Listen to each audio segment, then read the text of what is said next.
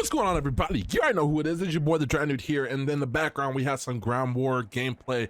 The Call of Duty beta has now ended. And I wanted to answer the question, should you buy Call of Duty Modern Warfare 2 based on what you've seen in the beta? I know there's some things to change, but I figured we start out with some pros and then we move on to stuff that I'm iffy about, and then we'll move on to the bad thing. So let's start out with the map design. The map design is definitely a step up from MW 2019. I absolutely loved every map that I played on. Honestly, once I figured it out and how to play it, I found that the maps didn't have too many like camping corners. You kind of knew where people were going to be at off spawn. You kind of knew where to go to and where the hotspots were very easily. There wasn't 20 million different angles that you can get shot at. The maps were absolutely amazing. And moving on from that, the attention to detail in this game is absolutely amazing. I give my hands up to Infinity Ward and the design team.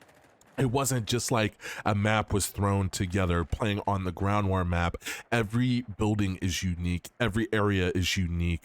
And I absolutely love that. The animations, the gun animations, the swapping of the pistol, the whole reload animations, everything is amazing. Even for beta, it was really good. And I know the game releases in a month, but still, it was really good. Mouse and keyboard, it feels absolutely great on this game. I actually think it feels better than MW 2019. The responsiveness, the settings that you have, everything is there for mouse and keyboard if you play on that. And then on a controller, everything feels snappy. It feels amazing, and it just feels like an overall good game. The sound design, I'm not talking about footstep audio, I'm talking about the complete sound design, is awesome. You can hear where the gunfights are coming from. The gunfight sounds are absolutely amazing. Every weapon sounds and feels unique and different. That is absolutely amazing. And I give Infinity Ward props for this, okay? Now we're gonna move on to the things that I'm iffy about, and you guys can decide throughout this video what you think. Take this with a grain of salt and your personal opinions on how you felt the beta was. Things that I'm iffy about is the movement. The movement, I don't know, it just felt kind of off. Let me know down in the comment section if you felt the same way, if you played the beta, but the movement feels kind of off. It feels kind of, I don't know, not as responsive in my personal opinion. I feel like the removal of slide canceling, that was just kind of a whatever for me. But if they were to increase like the strafe speed or increase the sprint to fire time, that will make it absolutely amazing, and you won't need to have to like bunny hop around corners and drop shot, jump to drop shot, dolphin dive around corners. It will be a lot better. Red dots on the minimap. Now I know that this is a very controversial topic. In my personal opinion, okay, I would like to see minimap like the red dots, the traditional Call of Duty minimap, okay? But to be honest with you, I feel like the maps are designed in such a way where if I didn't have them, I really don't need them. Like the score streaks are really, a lot of people are going to run UAV, counter UAVs. Like the score streaks felt good, but the chopper, like the chopper gun, it was bugged. The gunship, that felt pretty decent. It felt good. Everything felt pretty good. The cluster strike, now like you have a lot like of clusters going in over like a period of like 10 seconds. I felt like that was really good. You can see clearly where they were dropping, so you can, you know, plan accordingly. But I felt like that was really good. The perk progression, I know they sped it up in the second half of the beta, just for a day, and I felt like that was good. I was earning ghost pretty quickly if I was running around playing the objective and just, you know, having fun. I feel like this is a really good, or not really good, but a much needed change, but it could be improved on.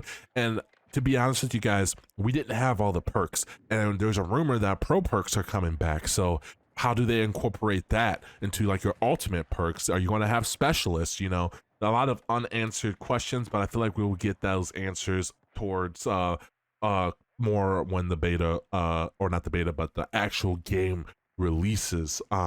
now we're going to move on to the bad. Audio design. I feel like audio design, like I said, was really good, but the footstep audio definitely needs to be tuned. I don't think that you should be able to hear when someone's sprinting around the map when they're inside of a building. It should be dampened. It shouldn't be I could hear him 20 feet away from me and plan accordingly. Like, it really hurts rushers in this game, and I feel if they make and tone down the footstep audio, it would make the game flow a lot better. You know, we have to talk about aim assist. Aim assist, if you play on controller in this game, you guys are going to have an amazing year because aim assist is as snappy and as strong as ever. But to be honest with you guys, playing on a controller in this game, you know, I think of it now, my opinions have kind of changed. I think of it as CSGO. You don't really play CSGO on a controller. You can, but you don't really. You're at a big disadvantage. You play it on mouse and keyboard, right? And Call of Duty, same way.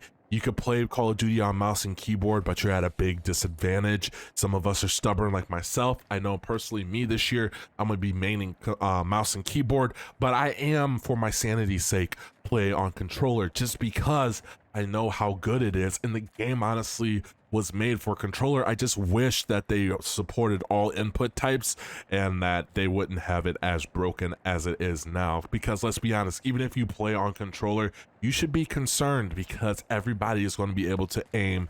And I feel like aiming should be a skill gap in the game. That is one of the things that I don't understand. But moving on, we have the fast time to kill. Time to kill in this game is ridiculous. If you're using one of the DMRs, man, and get a headshot, that's an instant, like, that's a one shot.